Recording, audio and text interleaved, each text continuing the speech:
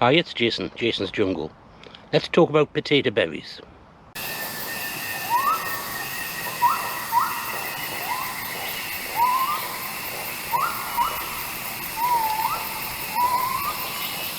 My spuds have already flowered, and the flowers have died off, and what's come in their place in some of them are these.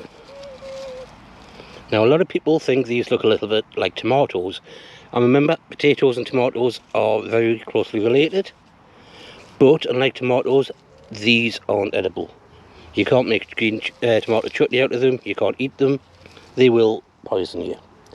They contain solanine, which is the same thing you find in the green tubers, and you can't eat them either.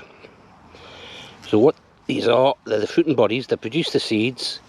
If you wanted, you could try and grow potatoes from the seeds, but you've got no idea what you're going to get. They could be similar to the parents, identical, or massively different. Might be a fun hobby, but not something I'd try to do for a main crop.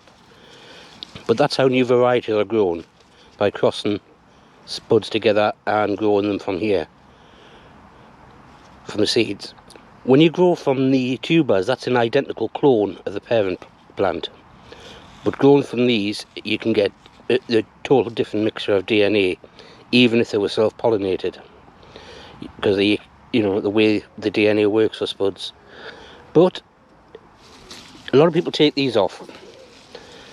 Now, I don't find it hard as a crop much leaving them on, but if you've got children who might be tempted to eat them, adults who might be tempted to eat them, or curious pets, it's best to get rid of these or the flowers to make sure that they don't come to the berries.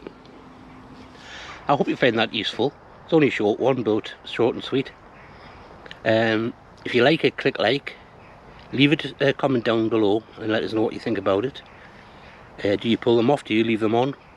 Have you actually tried growing on for them? I haven't. But I'd be interested to know if anyone else has, tried the true potato seed. That's what it's called, true potato seed. And what your results were. And, well, I'll see you on my next video. Ta-ra.